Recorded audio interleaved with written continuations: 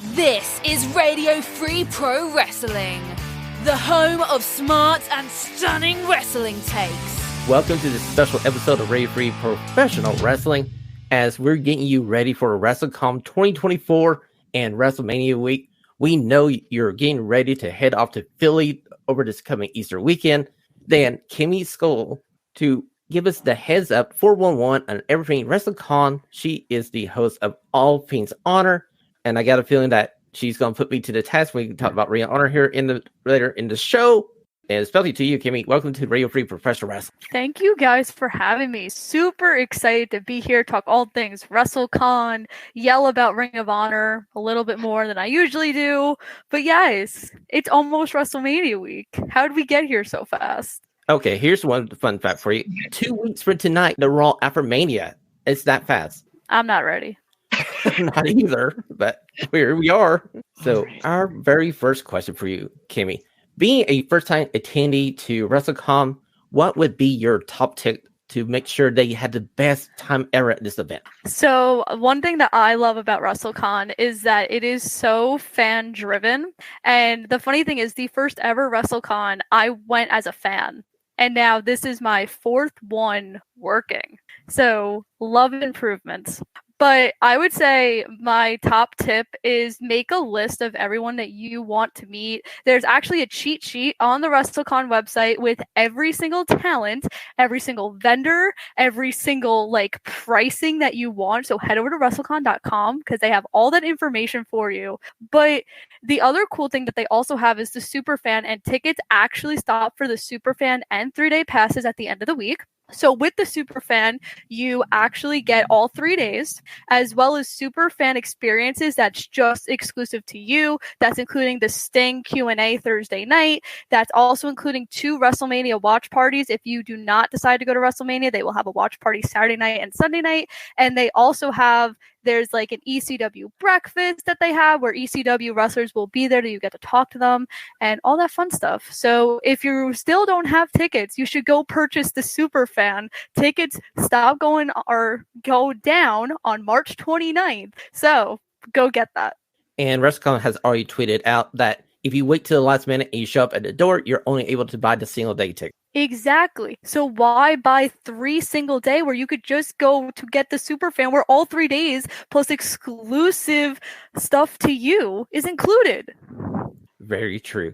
It's like girl math, right? Well, some guy's going to show up every single day going hey, you know what? I got 3 hours to kill. Let me just go ahead and float down $41, $51, and $21. I get myself covered. Wait a minute. What do you mean I could have got a ticket for $61 for all 3 days? Exactly. What a deal. What a bargain, people. A steal, if you will.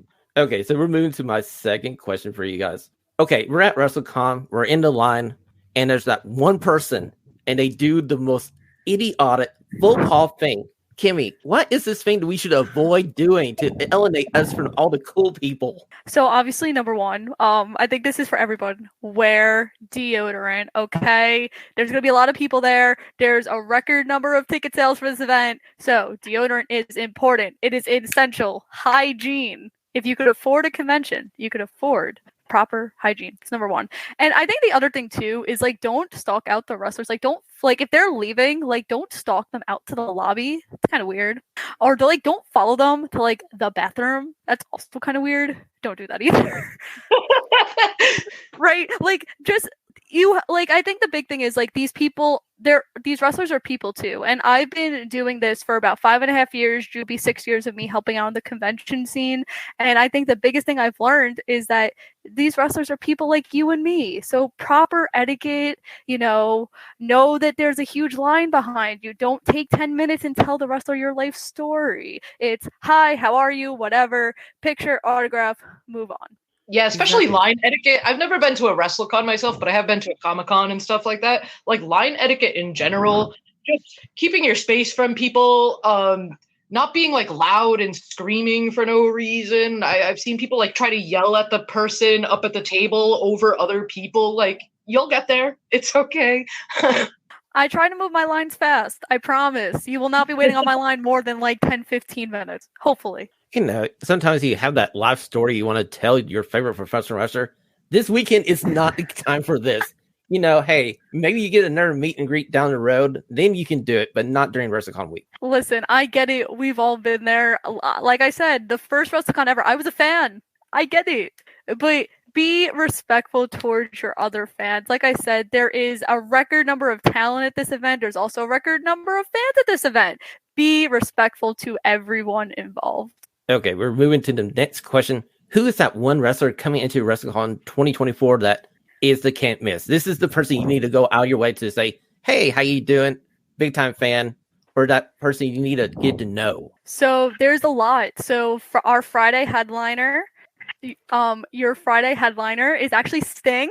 So, and that's right off of his retirement match at Revolution. So that would be one I can't miss. Ronda Rousey is also making her WrestleCon debut. I believe this is also like her first like wrestling appearance that she's done, and she'll have her new book on sale as well. So that's another one. Nails is also going to be there. Nick Nemeth is making his WrestleCon debut. There's a lot of first time ever like people that are making their WrestleCon debut.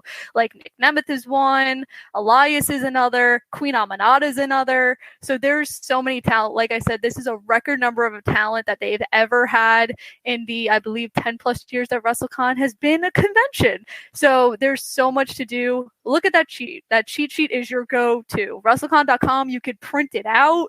You could color code it.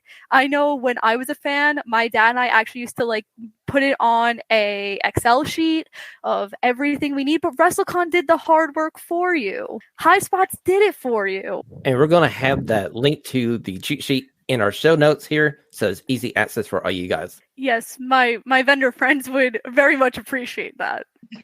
Okay, so looking outside of WrestleCon, what's the one thing that you're looking forward to most during WrestleMania week? I mean, WrestleMania itself, right? It's the biggest show of the year, but WrestleCon is actually doing a super show Thursday night with a ton of amazing matches, so you could actually go buy tickets to that as well. It's sold out, but they're doing standing room only. And Paul Hauser is wrestling on that show. He's wrestling Sami Callihan. Don't know how that match is going to go. Could be really scary.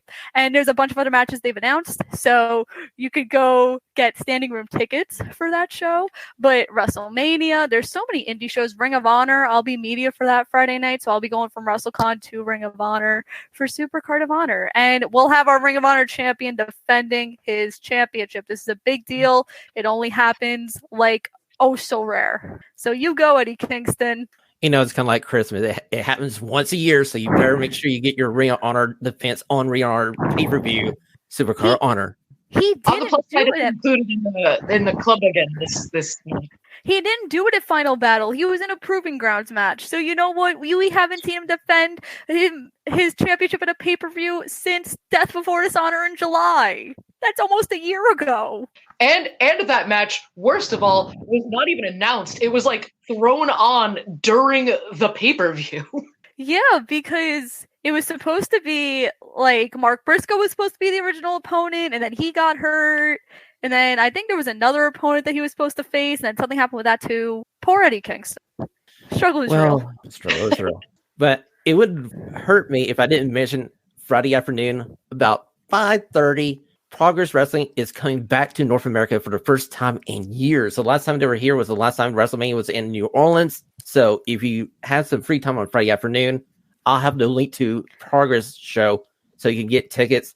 I guarantee you it's a hard-hitting British strong style company that you're going to enjoy. And Kimmy, if you do have some free time on Friday, you might want to slide over.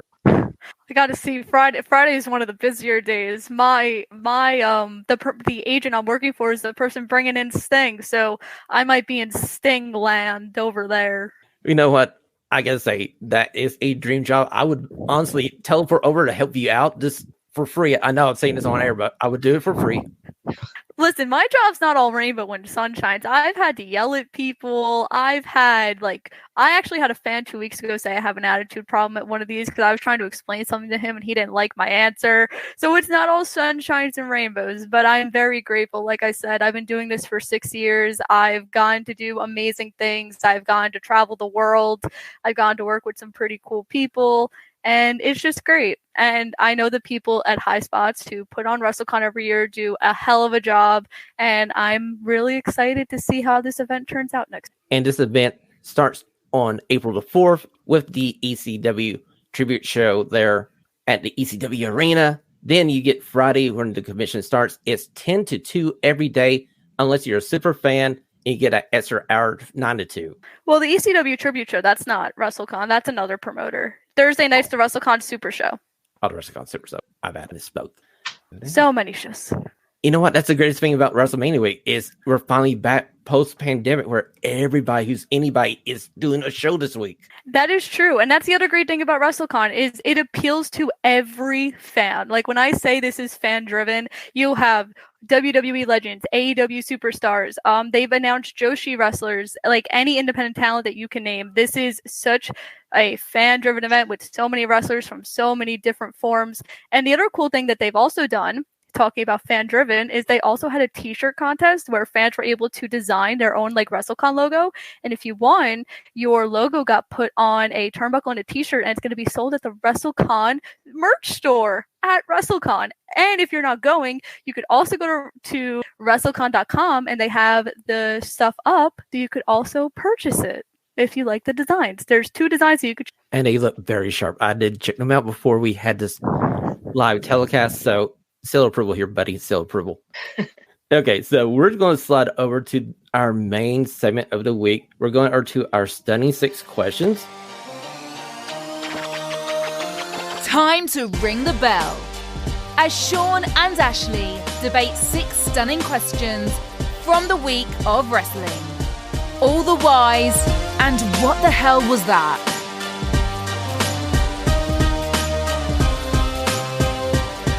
Okay, Kimmy and Ashlee, my first stunning question for you guys this week. Should Jack Perry be granted his release? Now, this story broke late last week, where Dave Meltzer reported that Jack Perry was sent home from London All In, had no contact with Tony Khan for about 2 months. He texts Tony Khan like, hey, I'm sorry for getting all this happen, for CM Punk getting fired and you losing CM Punk to WWE.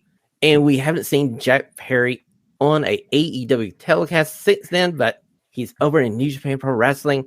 Now, what has happened since that story broke is Jack Perry kind of said, hey, I didn't apologize about this. I get a feeling this is a little bit of a storyline going on here, eventually bringing Jack Perry back to AEW. But honestly, do we need Jack Perry in AEW? Kimmy, you want to go first?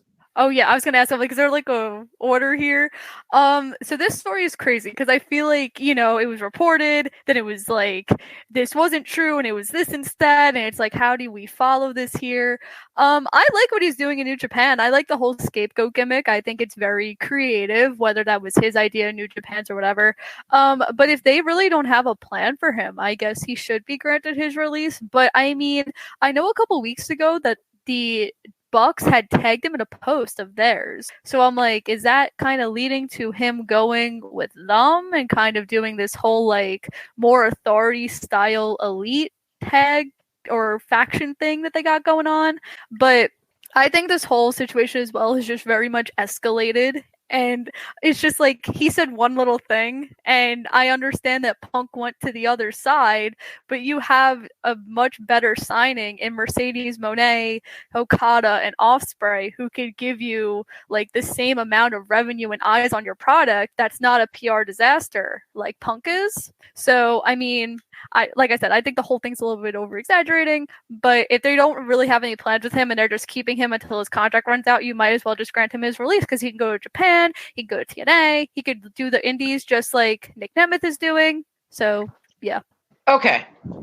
Kind of like you said, I do think like maybe this didn't start off being so much. Maybe there was some real heat between them. Maybe it's sort of died down a bit. I do believe this is to bring Jack Perry back in eventually. And I do enjoy the scapegoat thing. I don't so much enjoy House of Torture, but that's another subject. This is so weird because there was, like you said, there was like 4 or 5 reports that came out, I would say, over the past week. It's like every day somebody was going back and forth. If he truly wants to be released, I've said it before on this podcast, any wrestler who truly wants to be released from their contract should have every right to be released from their contract. I don't believe they should be held to there if they don't want to be there, and especially if there are no plans for them. I think if Tony Khan, though, is really blaming Jack Perry for all of this, Tony Khan is a very rich man and he should buy a mirror. Actually, I kind of agree with you. I feel like he needs to look in the mirror and go like, there's one person who has control here in AEW, and wait a minute, it's me.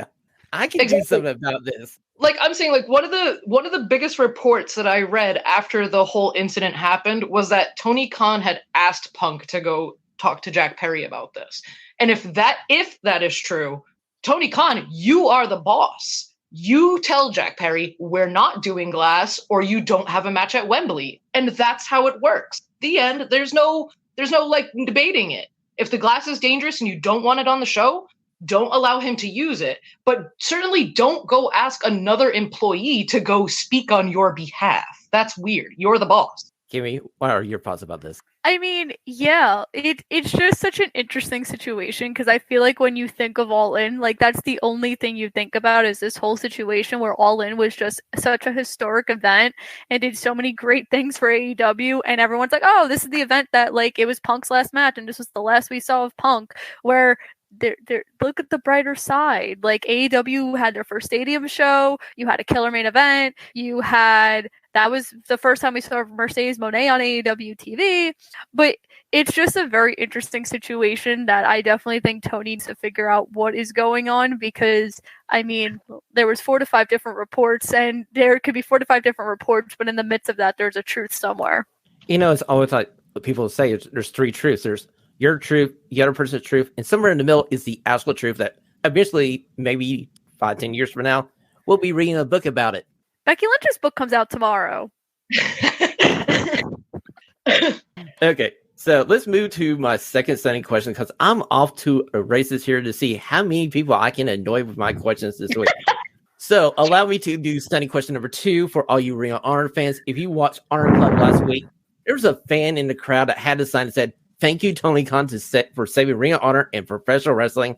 Ashlee and Kimmy, has Tony Khan saved Ring of Honor and professional wrestling as we know it? The one thing I'll always be thankful for Tony Khan about is he's given so many opportunities to so many people. And I think that's like the bigger thing that we have to realize is so many of these people, if it wasn't for AEW, might not have a job, might not have a way to support their family and like have an income and do the things that they're able to do. So from that point of view, I 100% think that Tony Khan has like been a grace to society. When you're talking about Ring of Honor, my man is like killing my heart every single week. Okay, we can't even have our champions on the show. We have these random matches put together at the last possible second. And at this point, they have 2 to 3 4-corner survival matches. And if you've watched the early days of Ring of Honor, that was a staple, right? They've always had like these 4-corner survival matches, but now it's just lazy booking because you don't know what to put on the episode. And you have a Ring of Honor Women's Champion who is fantastic and who is carrying the show on her back every single week, but you could have every other Ring of Honor champion on Dynamite or Rampage or Collision, but some reason Athena can't do that either. But why can't Athena do that when Athena is the reason that people are buying Honor Club every single week to see what she's doing with Billy and Lexi and all these amazing stories she's done? There's a reason that she's main evented 2 Ring of Honor pay-per-views and not the World Heavyweight Champion, because the main story in Ring of Honor is her. So he needs to fix that. Ashlee, what is your response? Very much in agreement. And to build upon it, it makes no sense to use all of these Ring of Honor champions to supposedly you bring them there to entice people to be like, hey, these people are going to be on Ring of Honor. If I pay for Honor Club, I'm going to get to see Eddie Kingston defend the world title. I'm going to get to see Kyle Fletcher. I'm going to get to see Wheeler Yuta, maybe. Maybe. You're not doing any of that. You are like leaving Athena to just try to draw in viewers with no help. You're not even showing clips or anything on AEW television of really anything going on. You're just going to go, oh, hey, the pay-per-view, though. I know what you mean, Ashlee. It's like, oh, hey, you know what? The diehard Ring of Honor fans, we just photograph it up. They're like, oh, yay, here we go. Here's another $9 for Honor Club this month. Hey, listen, that's the one saving grace is that it's on Honor Club again this time. I think they would struggle to move it if they sold it separately. You're not doing anything to promote outside, and you have the 6-man championships on Dynamite. You have the television championship on Dynamite. The World Heavyweight Champion on Dynamite. The Pure Champion has been out with injury, but still, we have no idea when he'll be back, I guess. What is the point? We have 2 championships on Ring of Honor, and you're doing absolutely nothing to even promote their existence. And you only have 3 matches for this pay-per-view that's next Friday. And I did another podcast last week where I said that Ring of Honor is like when you're in school and you're trying to like do a project and you cram it at the last possible second because you don't want to do it, you're too lazy, you forget about it, whatever. And that's what Tony Khan does at Ring of Honor. He crams in the pay-per-view matches like the night before or 2 nights before, and then he makes an amazing card, which is great. But how am I supposed to spend $9.99 a month to watch the TV episodes when you're not doing anything to sell that to me? Exactly. Well, hopefully, eventually they'll get to put Ring of Honor on maybe Matt's, or hey, you know what? Let's just combine Rampage and Dynamite like we did last week into a 3-hour block, and that Friday block 10 p.m. Let's make it Ring of Honor TV. Do we really need Rampage if we're going to do that? I mean... Or I'm saying, get rid of Rampage. Just make Rampage like all. You have enough women on the roster. Make Rampage an all-woman show. For all I care, you have enough women to make 3 to 4 matches and make people care. Especially with the roster you have now. And the new Ring of Honor Women's TV Champion we're crowning next week. Well, we're going to get there. I do believe. I feel like those semifinal matches are going to be in our top 5 matches of the week. Let's move on to standing question number 3. As I was watching NXT this past Tuesday, I remember actually I was saying I wasn't sure about Roxanne Perez as a heel coming off that promo we saw 2 weeks ago, but her match with Taylor Paxley made me a believer. I feel like Roxanne Perez can be a effective heel, and I'm here for it. And as much as I love Live Vacuria, let's flip this freaking title around. I think the problem with Roxanne is that she should have been brought up to the main roster like a year ago because they're running out of things to do with her. And because every single person in NXT keeps getting hurt, they can't like have her pass the torch down to anybody because everyone gets injured. Like this match at Stand and Deliver was supposed to be Cora, but she got hurt at the live event. So they had to turn to old and reliable Roxanne Perez to come and save the day. So for the sake of something new, yes, this was the right move, but I definitely think if she's not winning the title next weekend, that she needs to get put up to the main roster and like just have her feud with somebody. Like the SmackDown women's roster is so stacked that I feel like Raw needs like a fresh new face. Have Roxanne debut the Raw after WrestleMania. That's what we used to do. We used to have surprises on that show 15 million years ago. I know, back in the days when I was younger and dinosaurs ruled the earth. I was going to say, that's almost what I have here, like, written. It is cool to have a fresh coat of paint and to kind of have, like, this, like, renewed focus and everything, but you either have to put the title on her, or, like you said, like, the time is now to do something with her. Like, she's been ready. You get to a point where she becomes basically like Baron Corbin. You eventually bring her up to the main roster, and you're going like, okay, another body on the roster. Okay, cool. Yeah. Next. But I feel like maybe we got Shawn Michaels down in NXT. He sees something in her. And, you do need a couple of good people on that show to draw ratings in. And she's good at doing that. So, fingers crossed we see the future of Roxanne Perez eventually on the main roster, hopefully on Raw. She's got to be. SmackDown has Jade and Tiffy. It's Tiffy time on SmackDown. Raw needs something besides Mommy. Very true. And I've got a feeling that moving over to Netflix, they need to beef up the Raw roster. I think there's going to be a draft between now and that Netflix. Totally agree with that. I could see that happening.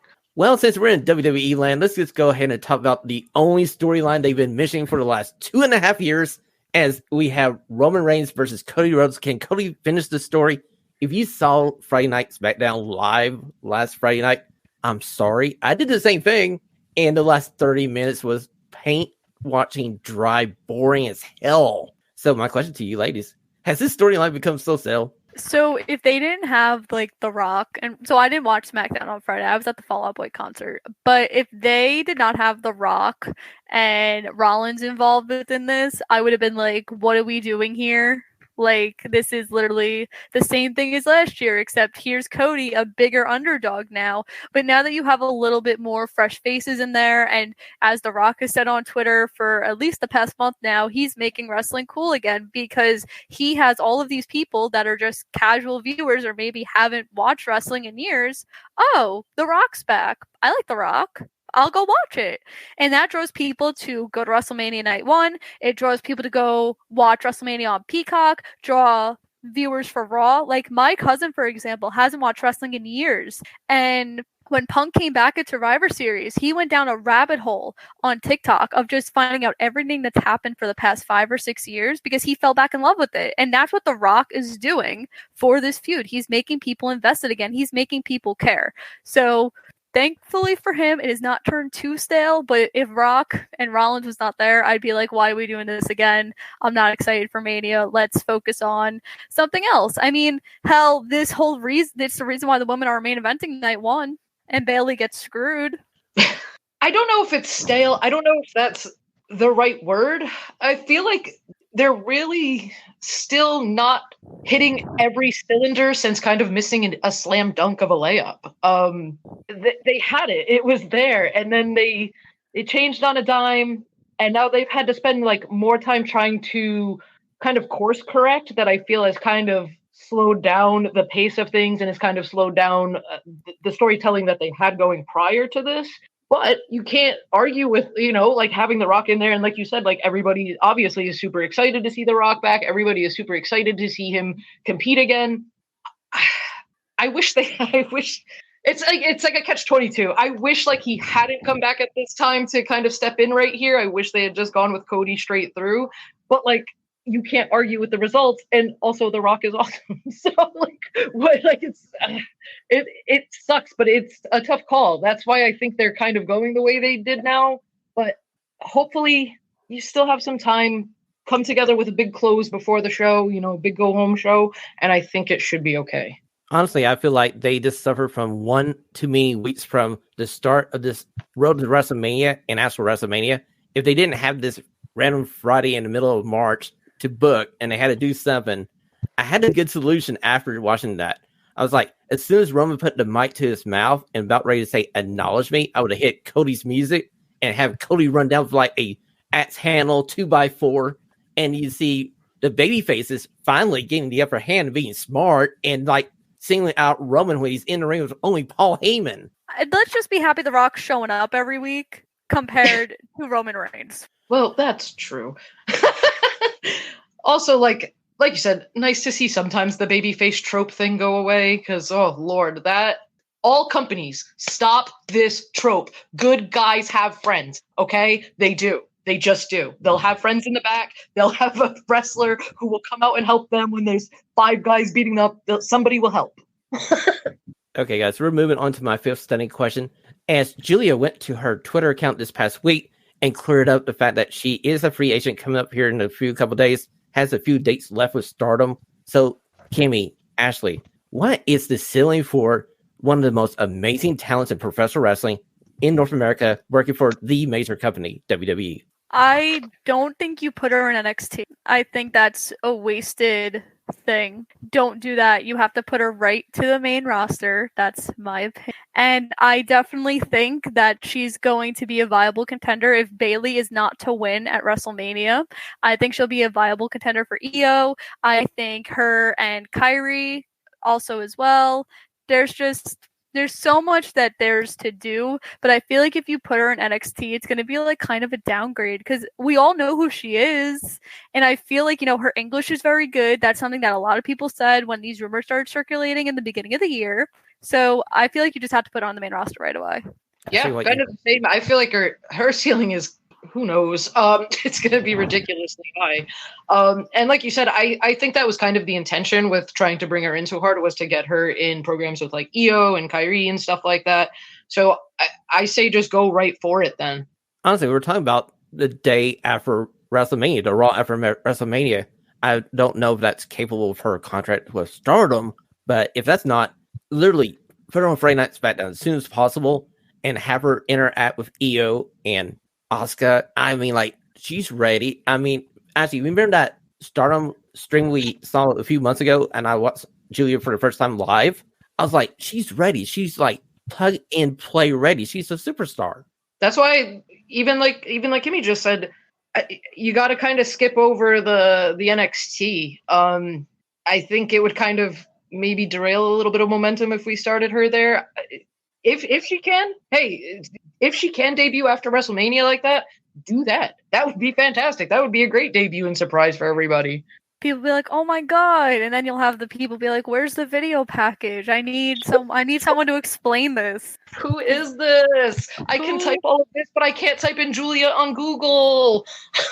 Oh, I'm sorry. I don't need like 20,000 people in the ring going like mind-blowing crazy because they just saw the hottest female professional wrestler, not in North America, appear in the arena as they're watching Monday Night Raw. I'm like, oh my god, that's not good enough. To anybody who's ever confused when they see a wrestler they are unfamiliar with in the ring, just watch them. You will become familiar with them, and you will either like them or you won't. And there you go. There's your opinion. You don't have to sit here and go, who is this? And I need to know every single aspect of their life right now. Watch and let it unfold. That's part of the storytelling sometimes. Let it happen. The crazy part is by this time next year, like we could potentially have Jade as like a champion. So like you could do like Jade versus Julia at like WrestleMania.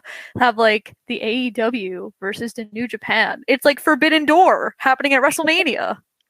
You know what? That would be a fun match. That would be a very entertaining match. And you know what? I'm pretty sure they'll get there eventually. And oh, by the way, we're going to have Jade make her appearance on Friday Night SmackDown this week. Something you guys need to go out and watch. Let's move on to our final stunning question of the week.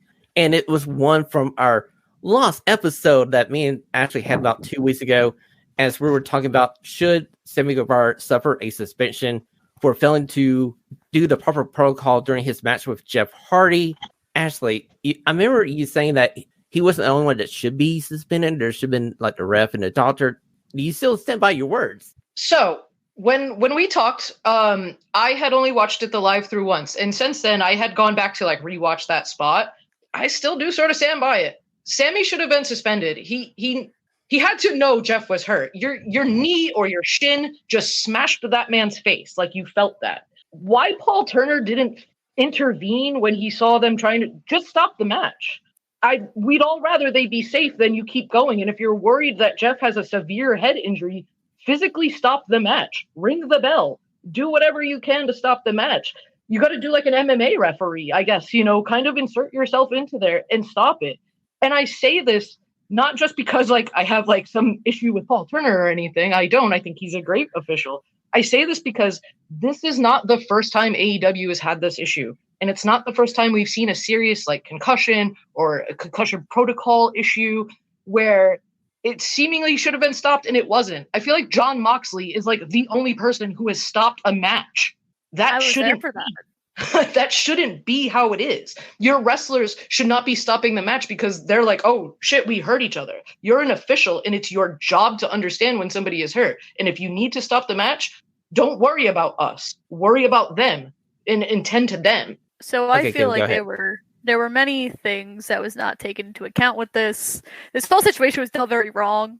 Kind of similar to the Jack Perry situation. Anyone see like the reoccurrence of situations not being handled correctly in this company?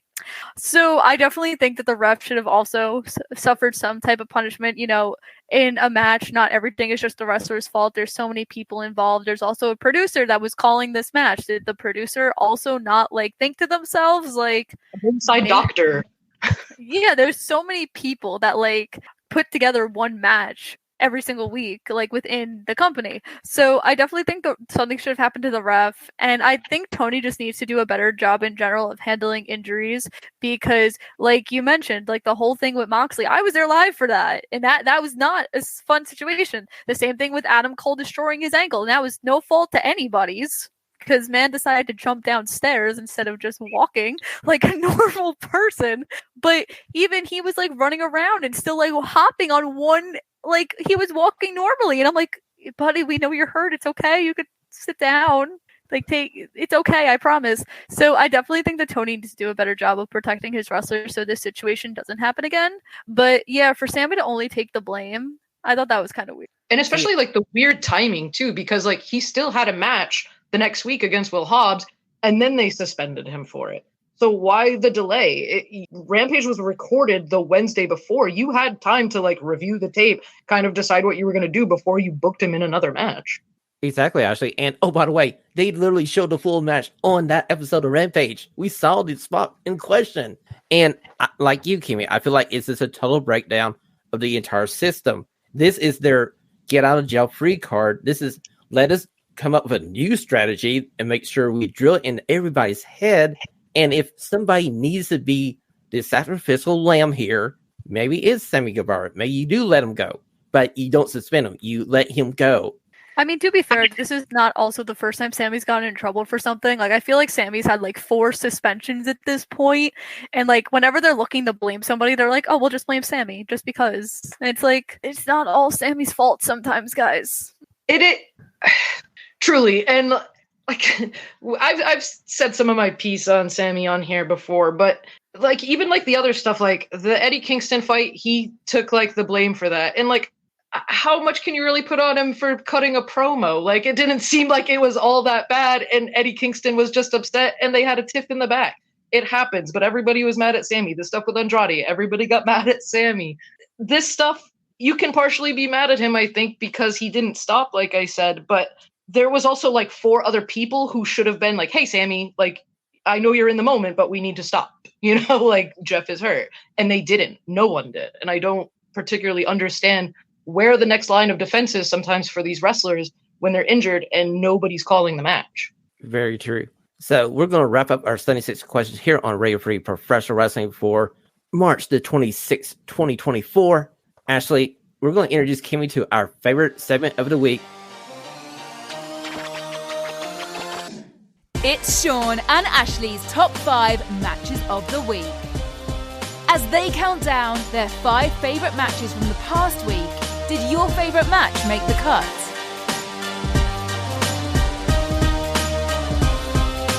And since we got a special guest, we're going to allow our guest to go first. Kimmy, what is your number 5 match of the week? Now I gotta pull it up. My number 5 match of the week was a match that happened on Monday Night Raw, and this match was to determine who was going to go to WrestleMania in that 6-way ladder match. It was DIY and the Creed brothers. To be honest, I felt like both of these teams should have gone into the ladder match. I feel like the Creed brothers had all this momentum when they debuted, and now they kind of don't know what they're doing with them. And I'm kind of like, why did they have all this momentum if you're just gonna like have them do nothing? Because now they might not even get on the WrestleMania card because of this. But this match was so good. I mean, the crowd was really into it. I think it was kind of obvious that DIY was going to win. They've been very emotional on social media over the past week. This is both of their first WrestleManias. I do not believe they're going to walk out with the titles at WrestleMania. I think an Awesome Truth team will be walking out as new tag team champions. But this match was a great way to kind of kick off, because this was the first match of the 5 matches that they're going to have to determine who's going to WrestleMania. This was a great way to kick it off, and the Creed brothers just continue to prove why at some point they will be the future of the WWE tag team division. Excellent choice, Kimmy. This almost made my top 5 list. This match was so freaking good. And like you, I feel like the Creed should have been in this ladder match. You need a team that is a base, and these are 2 strong boys. Oh, 100%. I mean, they were NXT Tag Team Champions. They had a pretty good run with those championships. Now they just need to, like, find something to do on the main roster. Like, put them, like, I feel like Ivy's, like, going one way because now she's with Maxine and the whole Alpha Academy. Like, maybe they're better when they're together than separate. Fair point. So we're going to slide over to Ashlee's number 5 match of the week. Ashlee, what do you have for number 5? All right. So for number 5, I went with Ring of Honor this week. Again, I guess it's the women show because we're only getting women's matches on it, but I'll take it because more of it, better. There was 3 matches. It was very tough. I know you kind of had all of them sort of categorized, trying to pick one. I went with the Queen Aminata in Red Velvet match, though. Queen Aminata just been showing out since she arrived in AEW and has been fantastic, and I don't want it to overshadow how good Red Velvet has been. She, even before her injury, I would say like 3 or 4 matches before her injury, she really like put it together, and since coming back and kind of finally getting into more programs and having more steady matches weekly, she continues to look great, and they need to start investing in her and either do something with Ring of Honor to promote that this stuff is happening, or bring her into AEW and get her on Dynamite again. I'll talk about this more because it's also on my list. So good. Well, allow me to introduce you to the other semifinal for the Ring of Honor Women's TV title, as I'm picking Billie Starkz versus Mercedes Martinez.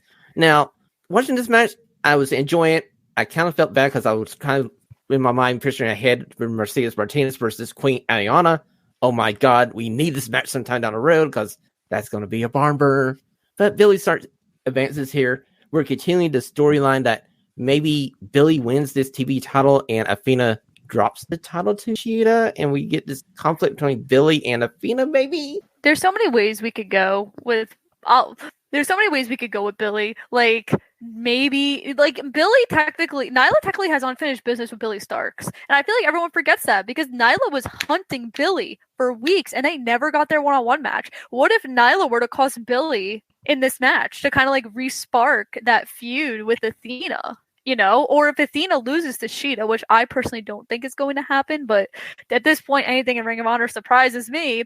Like, what if Athena gets jealous that Billie finally has like all of this spotlight, and now all of it is kind of derailed from Athena, and now it's no longer her show; it's Billie's show. Because as the TV champion, you're the champion of the TV show every week. Fair point. Okay, let's move over to Kimmy's number 4 match of the week as we pop it up here. Such a great main event. I was so happy when SRS reported that this match was going to get time because this feud has been absolutely amazing. I know so many people were kind of scared that Nia and Liv were at the last possible second going to get in to the WrestleMania match and they were going to make it a fatal 4-way. And I was like, no, guys, I promise you, like, let's just see it play out. They went all over the place with this last woman standing match. The commentary table spot, so great. And Becky continues to prove that you truly can't have WrestleMania without the man. Unfortunately, I don't think she's going to beat Rhea. I don't think she needs the title at this point. But it's been very enjoyable to see her on her road to WrestleMania, and I can't wait to see what happens after WrestleMania. Well, you know, Kimmy, for me, watching this match, that leg drop off the ladder onto the announce table was a great freaking spot. And I got to finally admit, I'm sorry, Nia Jax. This run is your best run. You have improved, and the proof is in the pudding. That match was freaking good. Yes, the hate on Nia Jax got to stop. She's a lovely person in real life. I've been very grateful to meet her twice, but she really put in the work on this last run, and even her match in Australia with Rhea was really good. Like, she cares now, and I think it's showing every single week on Raw and even on the pay-per-views that she's been showcased on. And we're going to move to Ashlee's number 4 match of the week, which I got up and watched live, and I totally agree with. This was a freaking classic. I went, yes, with the New Japan Cup Finals. Yota Tsuji taking on Hiroki Goto, who I'm certain had this spot with the injury to David Finlay and him being out and everything. But he's no stranger to the New Japan Cup Finals, and he went out there with sort of a point to prove, I think. But it was Yota Tsuji's night. And I loved the post-match interaction with Tetsuya Naito. Well, you know, Ashley, I got a feeling that maybe Naito's will be dropping this title to Yushi here coming up in a month or so. We've talked about them needing, like, you know, the guy they're going to put their chips in with, you know, and it kind of seems like Yota Tsuji is the guy they're going with, crowning him New Japan Cup champion. If they do decide to do this, I'm very excited. I loved the... Like, I don't care that we're LIJ. I'm coming for what's important. Like, it's how it should be, and I love it. So I'm very for this, and I'm excited to see where this is going. What do you think, Kimmy? So I'm not really that familiar with, like, New Japan. That's the one promotion I don't watch. I watch everything else but New Japan. But I did see so many people raving about this match on Twitter. Okay, hey, fair point. There's so many great promotions going today. It's hard to find time for everything you can see in professional wrestling. So let's move. Yeah, true. Very impossible. Okay, my number 4 match of the week came from NXT as they're on the road to find somebody to face Braun Breaker, Baron Corbin. So allow me to introduce you to Nathan Frazier, ASM, who is a kid if you're an NXT UK fan, versus Charlie Dempsey. Oh, by the way, William Regal's son and his partner Mars Born. This match was so freaking fun, and the right team won, and Nathan Fraser and Axiom.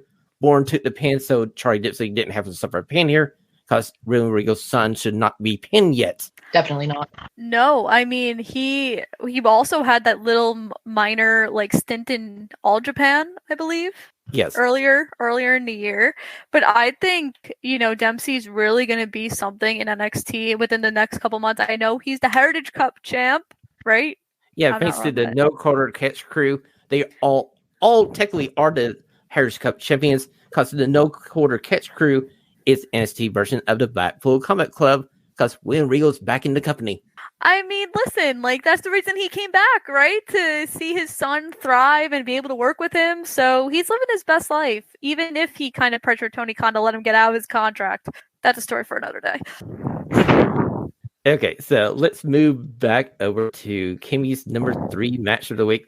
And boy, this we already talked about earlier, but Kimmy, what were your thoughts about this match? So first of all, both these talent will be at Wrestlecon, so that's really exciting. And the fun part is if Aminata wins the Ring of Honor TV Championship Friday night, you can meet her with the championship Saturday. Like, you have a 50-50 shot, right? Like, that's incredible. Besides that point, that was my little plug. So the amazing thing about this match is Red Velvet. Oh my God, she has improved so much since literally like day one of her in the company. And so many people forget, like, she teamed with Shaq in the pandemic days of AEW with against Cody and Jade. And people were like, why is Red Velvet in this position? It shouldn't be Red. This is so stupid. And she has shown how much she's ever since she came back and she was wrestling on Dynamite and Collision, people every single week are like, oh my God, I love Red. Look at Red. It's like, yeah, look at what you guys have been kind of missing since the beginning. But I was actually kind of shocked that Red didn't make it to the finals, because I think she would have made an amazing champion. I think it made sense, because now it's kind of like, what do you do with her? It seems like she's going to be more consistent within Ring of Honor. And I know that Kiera and Diamante are fighting Thursday as kind of a number one contender of who's going to face the new champion, because both of them said that in their promo. So I guess we're going to go with that. But this was my favorite match in the entire tournament. Both these ladies are super young, super new, and they're the future. And they'll advance to the AEW Women's Division and they'll take it by storm. Like I said, Aminata's been killing it. She opened so many eyes when she started wrestling. Like when AEW was kind of like, all right, and they put her on that streak where she was on Rampage for every week for a month. She opened so many eyes and has been killing it. And like you said, Red was always very good too. And I think the one thing that kind of people were like, oh, a little scared with her was she was just too fast. She everything she did was at 150 miles an hour. And I was like, you just got to rein it in. That's all. You the pieces are there. You just got to calm down sometimes. But she kind of has her balance, and she's looked great. Yes, the training with Bryan Danielson has been paying off tremendously. Well, speaking of AEW women talent, let's go to Ashlee's number 3 match of the week. And boy, this was a great ending to our Wednesday night watching wrestling. Ashlee, take it away. All right. Every time AEW women are given the chance to have these kinds of matches, I feel like they just kill it. They understand hardcore matches better than a lot of people for some reason. And it's a really weird thing that the AEW women's division sort of has mastered, in my opinion. These tag team matches have been great, and Statlander and Willow kind of finally getting a chance to go after Julia and Sky after this back and forth over the past few weeks was really good. But I like Julia and Sky getting this big win too, because they've taken quite a few losses lately. This was so good. I mean, every single time there is a women's street fight tag team match, it always knocks out of the park. I believe this is the 3rd or 4th one we've seen on AEW TV, and they've all been amazing. Sky Blue will also be at WrestleCon all 3 days. So if you want to go meet Sky, you could see her at WrestleCon, courtesy of Ultimate Stars Promotions, who is my very dear friend. But yeah. Just watch out if she has any matches or anything. Don't let her have anything flammable. Listen, last year we were in a haunted hotel and she was fine. So I have no doubt this year that since we're not in a haunted hotel, that we're going to be okay. Guys, if you ever go to LA, do not stay at the Biltmore Hotel. It is haunted to a T. Very scary. But anyway, that's what we're talking about. But yeah, Julie and Sky have been on the receiving end for a lot of losses, and now that Mercedes has kind of like targeted them, I'm wondering if the first match Mercedes is going to have is going to be her versus Sky, and then once she wins, is she going to like wrestle Julia and then like for the TBS title?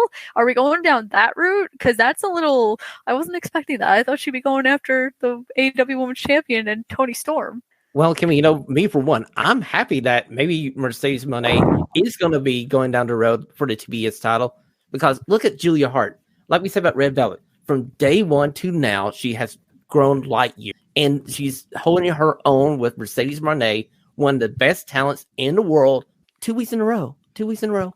That is true.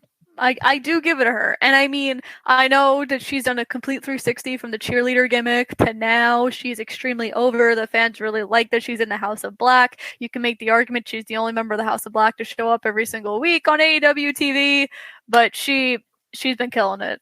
Well, we're moving on to my number 3 match of the week. It goes back to NXT. We kind of hinted at it during the 76 questions. It's Roxanne Perez versus Taylor Paxley as we work our way to Stand and Deliver. Roxanne Perez finally got what she truly wanted, a shot for that title that she never lost, because she's a valid heel with a valid reason for being kicked off of the world, because she didn't get her fair one-on-one shot for the NXT Women's title, even though I like Lyra Valkyria. Yeah, I mean, I like the pairing between Paxley and Valkyria. I think at first I was like, oh, they're basically doing what they're doing at AEW with Tony and Mariah. It's quite interesting. We're seeing this in 2 different companies at the same exact time. I love that. But I will give it to Tatum. She's completely like honed into this. I love that like she was so obsessed with like Valkyria's like championship pants. I forgot that was like I think like a month ago or something where she was like the championship pants. Oh my god, the championship pants. And that, you know, they got their tag title shot for the women's tag team titles, but unfortunately they didn't get the job done. But yeah, I mean, no matter what happens next week at Stand Deliver between Paxley and Valkyria, I think we'll eventually get Paxley and Valkyria in a one-on-one match, and I think that should be a very good match when that happens. I can't wait. So let's go to Kimmy's number 2 match of the week. I got a feeling that this is going to be inside our top 2 for everybody. So Kimmy, take it away. Oh my god. So I think like when this match was first announced, everyone was like, okay, like we've already seen them wrestle twice. The first match wasn't that good. Let's be real. That first match was kind of rough. The second one I was there for because it was at World's End, and that was really good. So I was like, I wonder what they could do in an I Quit match that they haven't done already. Because, you know, they had that standard like one-on-one, then they had like the no DQ. I forgot exactly what the stipulation was at World's End. I think it was a no holds barred, no D sort of situation. But I Quit. It's a whole different ball game. I love that they went around the arena. I love that they put the hockey jerseys on. And since they were in Canada, it made total sense because that's their number one sport out there is hockey. I love that we have the continuation with Daniel Garcia in there because he technically got screwed at Revolution. I was a very, very sad person watching that match and not seeing my man get the job done. And I definitely think that's going to be the match at Dynasty is going to be Daniel versus Adam because he kept looking at that TNT title a little bit too much. And I was like, yes, go get your title that you should have won at the beginning of March. But this was really good. This is the perfect way to kind of end that chapter. You know, Christian now is going to go on like a whole little like tirade of like, oh my god, I can't believe I lost a title. Like, remember when he was in WWE in like the early 2000s and he used to have like these breakdowns and meltdowns and tantrums? I feel like that's going to make a return within this. And I'm so excited. And you could have like Shayna Wayne console him because that's Mother. Like, that's 10 out of 10 storytelling going on right there. And I'm so excited to see what they do with this and excited to see what's next for the patriarchy. Same here, because weirdly, Nick Wayne's mom has been such a great addition to this faction. Like, having her manage like this like shitbag and her own son, it like give that to me. Like, I want to see this stay together. I love it. You know, I'm gonna hold off on my comments about this match because it's later on my list. So let's slide down to Ashlee's number 2 match of the week, which was on the same show just a little earlier. Ashlee, was it one of the best matches of the year so far? this one was brutal. And I feel like maybe the start of the Eddie Kingston downfall here. He's been riding a high for a while. And we had him and Okada in this crazy, like, Okada's chest was bleeding like 3 chops in or something. It was nuts. Just crazy back and forth. Okada looks fantastic, and I think has not really missed any sort of beats translating over from like the Japanese style, and like how they present over there to coming here and being on TV weekly and everything like that. This heel gimmick is great, and I love like not even having the Young Bucks be involved, like just having him win clean. So I love that we are separating the Triple Crown Championship. That is my favorite thing that has come out of this match, because that was the problem going back to Ring of Honor as to why Eddie Kingston was never on Ring of Honor, because he was always tied up defending it in this feud he has with Okada and the Bucks. And now that he doesn't have that responsibility anymore, he can show up on Thursdays like he is supposed to. So that is the number one key thing that came out of this match. I have a world champion on Thursday nights. And to be fair, I actually asked Tony Khan this on the Revolution Media Scrummer. I was like, is Eddie Kingston going to be wrestling on Supercard of Honor? Because he hasn't been on like Ring of Honor TV since December. And he goes, well, Kimmy, he had to get through Revolution and his match with Bryan Danielson, but he will be defending the title. I can promise you that. And look, we've had him on 2 promos back-to-back weeks. He has a match. I like started a Eddie Kingston Revolution. You're welcome. Like, you book the show, you know what's going on, and you know where he needs to be. Book him where he needs to be. And not in a Proving Grounds match. That on the biggest pay-per-view of the year. That you throw in 5 minutes, like, before it happened. It was a good match, though, to be fair. Well, ladies, it's also my number 2 match of the week. And I gotta say, I love the fact that we see Slime Ball Okada backing off from Eddie Kingston, only to nail a DDT on the ground and give us that beautiful smile, that wicked smile. And I'm like, you know what? This is fine. Him being with the Young Bucks, him being heel in AEW instead of coming in and going like babyface Okada that we've seen for the last year and a half in New Japan Pro Wrestling. I was wrong. AEW got this right. Okada being a heel with the Young Bucks is so good. And we're looking like we're getting Pat versus Okada. Yeah, sign me up. Yeah. Dynasty. That's going to be a hell of a match. Welcome back, Pac. Well, Kimmy, what is your number 1 match of the week?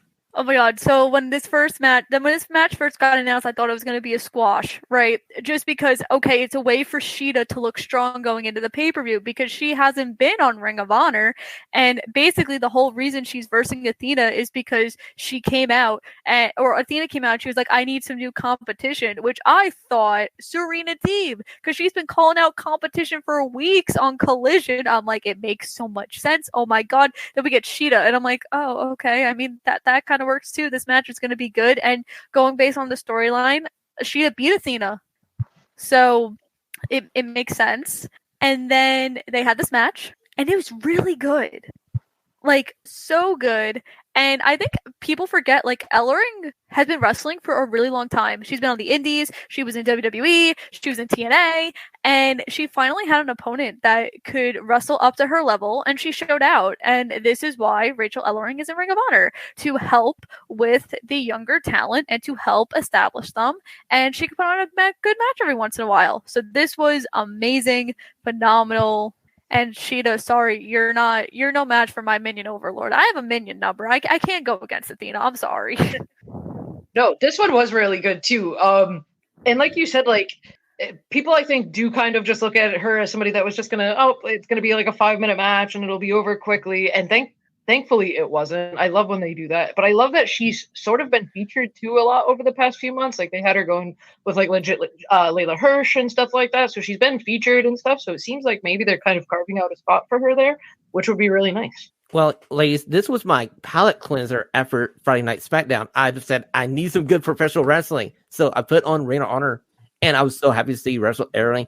I feel like she has been truly misunderstood in other companies. And finally, they have a place. She has a home where she can wrestle and show what she can do in the freaking ring. And this match was proof of it. I still need her versus Layla Hirsch. That was my like original finals for like the women's TV championship.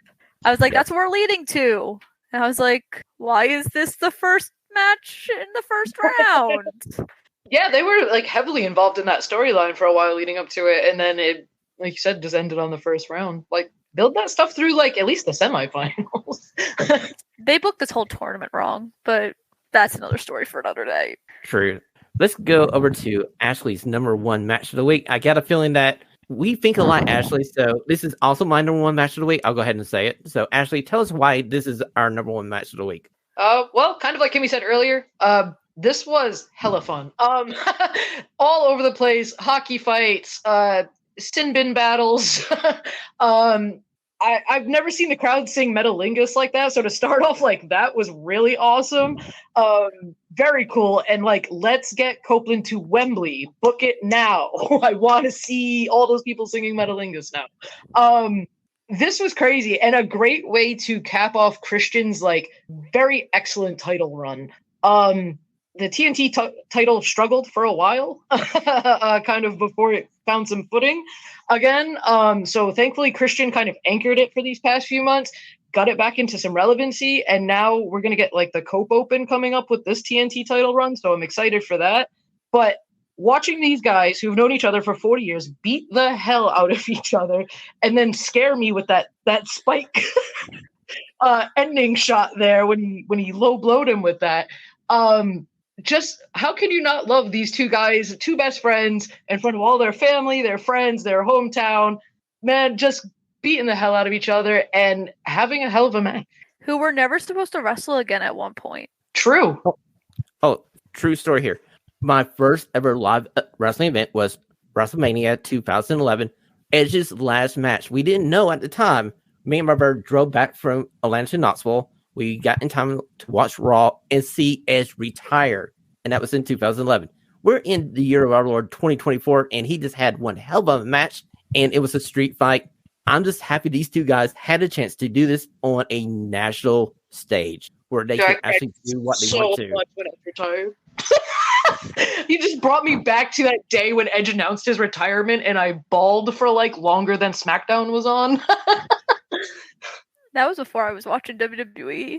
I was watching TNA only at that point. I'm a backwards wrestling fan. TNA, Ring of Honor, WWE.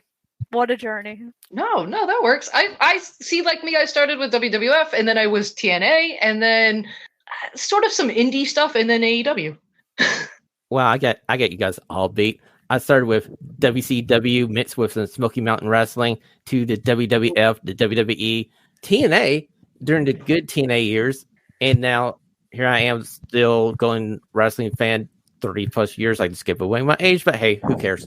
Listen, by the time WCW was already bought by WWE, I wasn't even born yet. Like, I was like a couple months after. Killing me right now. I'm sorry. Well, on that note, we bring this episode of Ready Free Professional Wrestling to it. And Kimmy, where can we find you on the super information super highway? So you could follow. So I always get confused because my Twitter and my Instagram, literally the only difference is there's a dot on one and an underscore on another. So you can follow me on Twitter at Kimmy_Sokol. You can follow me on Instagram at Kimmy.Sokol. I'm so close to 1,800 followers on my Instagram. I'm at like 1,795. So if you all could help me get to my 1,800 goal by next week, I'd greatly appreciate that. One thing I do is I write for the Pop Break. That's a pop culture website with a bunch of pop culture things that I really don't understand. And I took the wrestling section and was like, I'm going to do something with this. So there's a bunch of stuff there. I review Dark Side of the Ring every week. We're also going to be having a lot of content with WrestleMania. And I know that they're also doing a piece on Wrestlecon going over all the ins and outs. So make sure to check out for that. I review Ring of Honor every single week on PW Insider. So if you want to go see my reviews, go check that out. Thursday, unfortunately, I'm traveling to Indiana for Squared Circle Expo, so there won't be a review this week, but I promise they'll come again after WrestleMania. I promise. I also have a podcast that I decided to do every once in a while called All Things Honor, where I review Ring of Honor. And of course, the fun part of my job is I work conventions. So this weekend at Squared Circle Expo in Indiana. That's right. I'm traveling from all little New York all the way to Indiana. We have Sting, Mickey James, Scott Norton, Mick Foley, and Lita. So if you're in that area, come check us out. And then, of course, Wrestlecon, like I said earlier in the show, I've had a lot of friends, promoters, High Spot itself work so hard on this show. They plan this a year out, and it takes so much work. And it is literally a main attraction. It is so fan driven. There's so much to do. So if you are looking for time to kill in Philly, please go to Wrestlecon. The Superfan tickets go down on March 29th. Or if you're looking for just a one-day pass, which if you're looking to go all 3 days, I'd buy the Superfan now. But if you're looking to just do a one-day pass because you're looking to kill time, go purchase that all at Wrestlecon.com. And of course, if you are going to Wrestlecon, like we said earlier in the show, there's going to be a cheat sheet. It is already up. It gets updated every single day with every single talent that's going to be there, vendors, prices, and everything you need to know. And they're still announcing talent from now, literally until like the day before. So you never know who's going to show up. So make sure your alerts are on so you see who's announced for WrestleCon. And thank you all for having me. I had a lot of fun doing this. Well, thank you, Kimmy. It's been great to have you on this show. Ashlee, where can we find you on the Super Information Superhighway? I'm on Twitter, and it's at groovy_ash_. And of course, you can always follow us on Twitter at RadioFreePW. We're the same on Instagram and TikTok. If you missed the episode, go over to our YouTube channel, Radio Free Professional Wrestling, or www.radiofreepw.com. Kimmy, Ashlee, everybody, remember, this is our groovy and stunning era. Top podcasters out. This is Sergeant Arms of Christina on behalf of the guys. Thanks for listening to today's show. Please head over to Apple Podcasts and leave a 5-star rating and a review. Until next time, the liberation continues.